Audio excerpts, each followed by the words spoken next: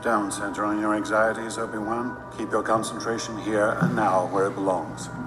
Because it's time for Logos Made Fresh.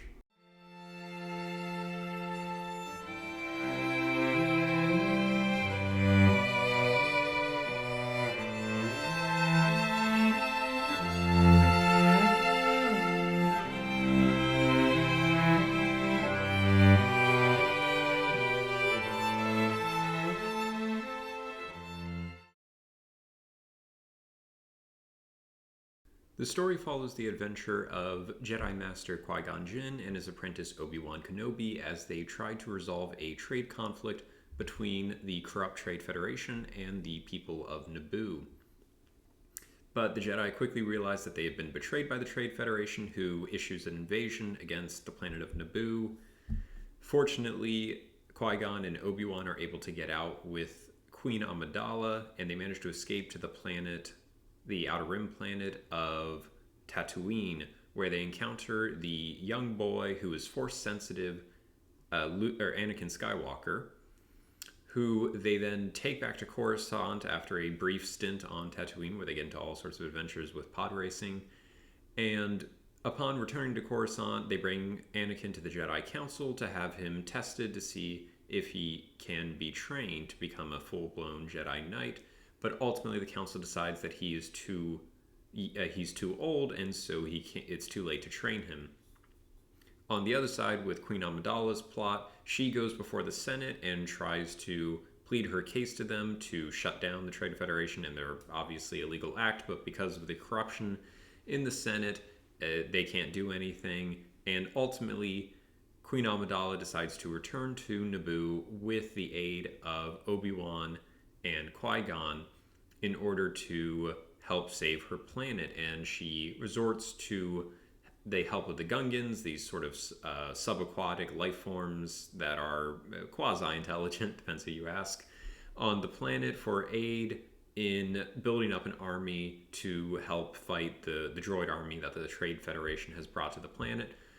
Ultimately, they are successful, while at the same time, Obi-Wan and Qui-Gon fight the Sith Lord Darth Maul, who ends up killing Qui-Gon, but is then ultimately defeated by Obi-Wan, which then brings a close to the war on Naboo.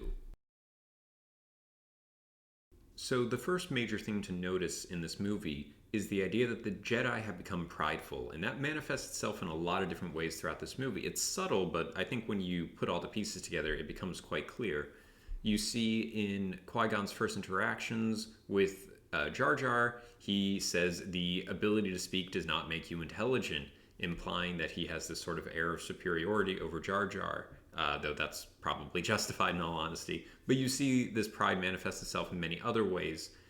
For example, when Qui-Gon brings Anakin, who's very clearly special and should constitute some sort of exception to the rules, rather the Jedi Council kind of just flippantly dismisses him, saying that he's too old.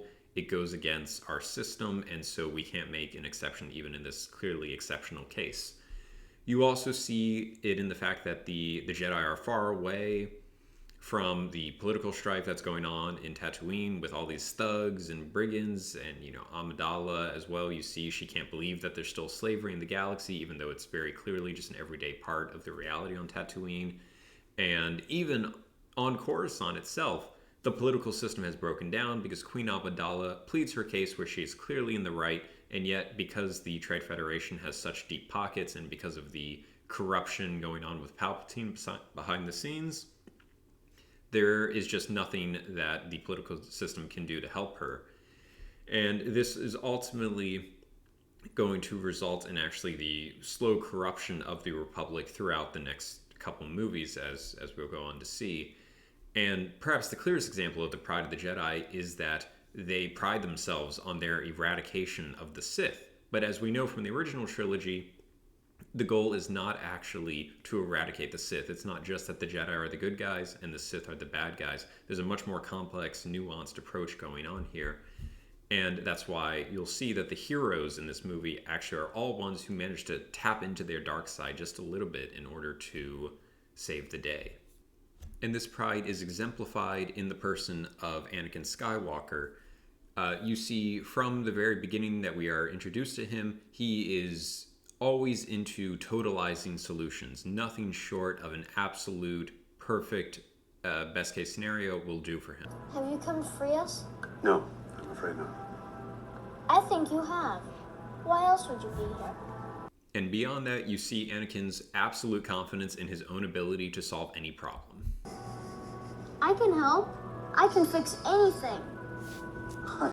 One of the aspects of this pride that I've been trying to parse out here is that it's not just I can do whatever I want and whatever I do is going to be right. Rather, it's that I've discovered some sort of method or practice that is going to make me better than everyone and that is going to work for all times. And what's going to happen then is that it's going to end up becoming very technical. You follow these steps to get the right outcome. We train only people under the age of 10, and then we get the outcome that we want. And this comes out most clearly in one of the most hated theories in the prequel series, which is that of midichlorians. And in midichlorians, you see this desire to precisely quantify how much force somebody has. The reading is off the chart. Over 20,000. Side note, midichlorians are actually not canon because in the prequels they did not know about the existence of Force ghosts, but once they find out about those, they realize that actually midichlorians cannot account for the Force because dead bodies can't have midichlorians in their cells. So don't get me wrong, just because the Jedi have their problems along with the Republic, that does not mean that they are somehow the bad guys or that, never mind, the Sith are the good guys. No, the Sith also have their problems. So if the problem with the light side is that everything needs to be illuminated, everything needs to be lit up out in the open, so we need to have public debate that drags on forever even when we know that the Trade Federation is clearly in the wrong, then on the other hand, the problem with the dark side is that they engage in deception, that they engage in treacherous activities, they go back on their word, they betray contracts, they invade planets, they bribe people, they do all these treacherous things that are hidden and sequestered from the light. And you also see a sort of association with the Jedi. They have their rational method, they have their rules, they have their midichlorians that they can specify precisely, but then you have this sort of animalistic Maul. He's portrayed somewhere in between a rhinoceros and an edgy teenager who's wearing spikes to let you know how punk rock they are and against the system they are. That's the aesthetic that they're going for there. And that's wrong too. We need a balance between them, and that's exactly where we're going to see the heroes of the story come in. So what I want to propose is that all of the true heroes of the story end up finding this balance between the light side and the dark side, between operating within the system and operating without the system, obedience, disobedience, control over oneself versus animalistic unleashing of instinct. So the first person I want to look at is Padme Amidala herself, who she doesn't just go along with the political system, even though she's a queen. She ends up becoming a sort of warrior queen because she ends up returning to Coruscant. She takes up a blaster herself, and she ends up cornering Newt Gunray as a result. But then she doesn't go all the way and kill him. Rather, she forces him to sign a contract. One might say she was engaged in aggressive negotiations. But beyond that, you also have Obi-Wan, who he witnesses the death of his beloved master, and he becomes rageful, and this sort of catches Maul off guard for a bit. But ultimately, Obi-Wan gets hit down the shaft, and he ultimately has to regain his concentration in order to deal the final blow to Darth Maul. So again, now you see this balancing between rage and concentration, mastering of one's emotions in order to retrieve his lightsaber. And that's more what you see in the original trilogy when Luke ultimately taps into the dark side to defeat Vader, but refrains from killing him. And then finally, you have little Annie himself, who rides the line right between obedience and disobedience when Qui-Gon tells him to stay in the cockpit. He does, in fact, stay in the cockpit, cockpit, but he uses it to fly off into space and blow up an entire space station in the process. So again, you have to ride the line between strict obedience, which, wouldn't get anything done, and total disobedience, which just wouldn't be productive, and he does that expertly.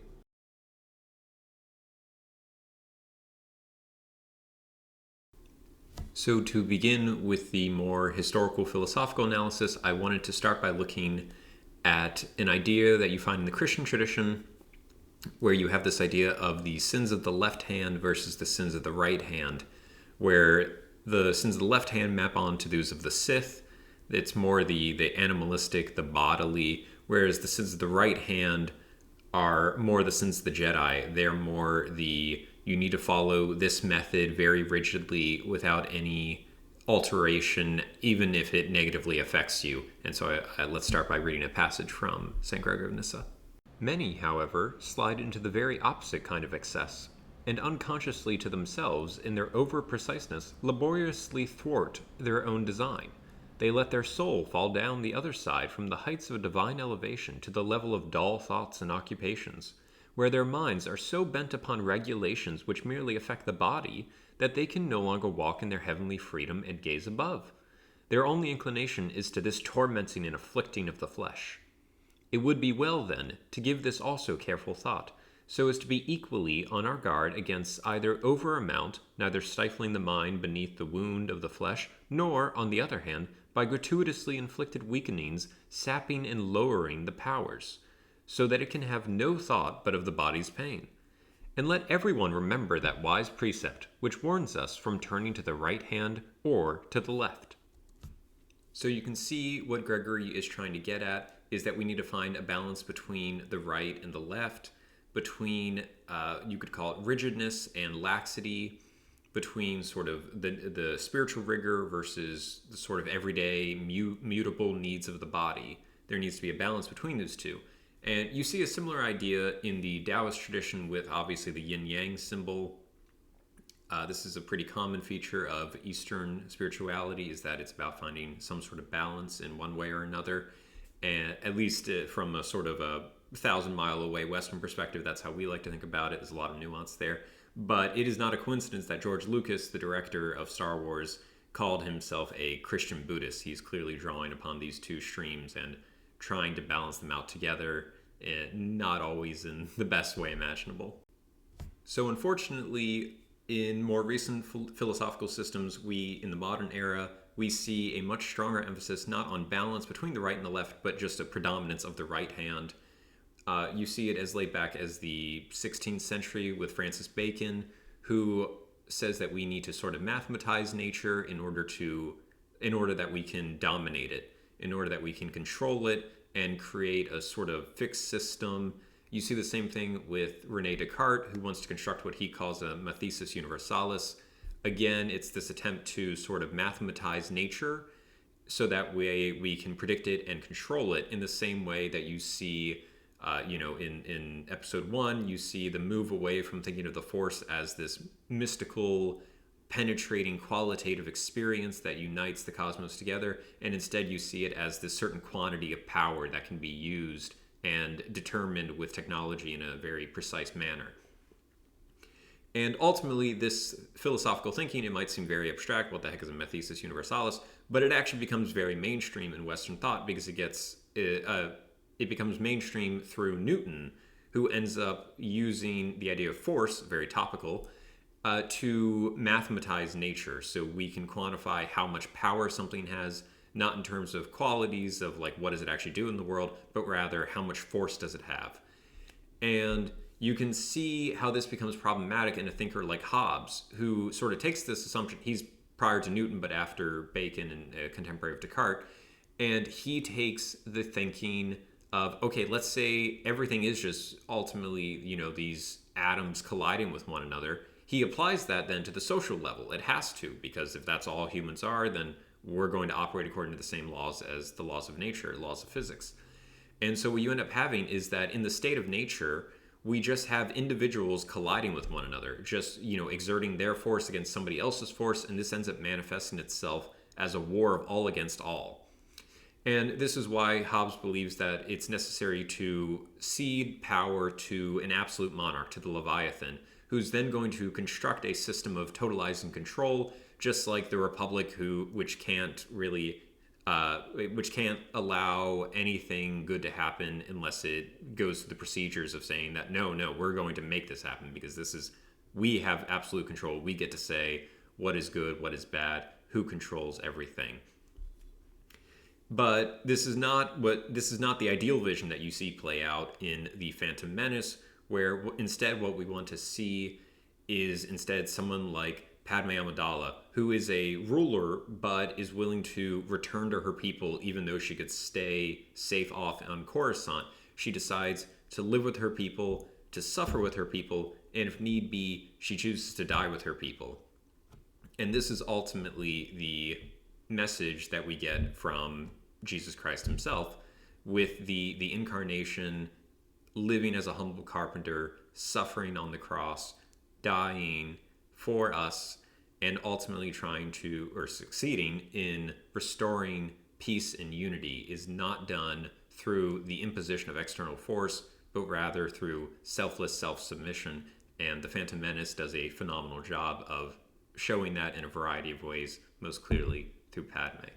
And so, although we are facing an increasingly totalizing system, there is always hope. I hope I've shown that. And as every good Star Wars fan knows, rebellions are built on hope.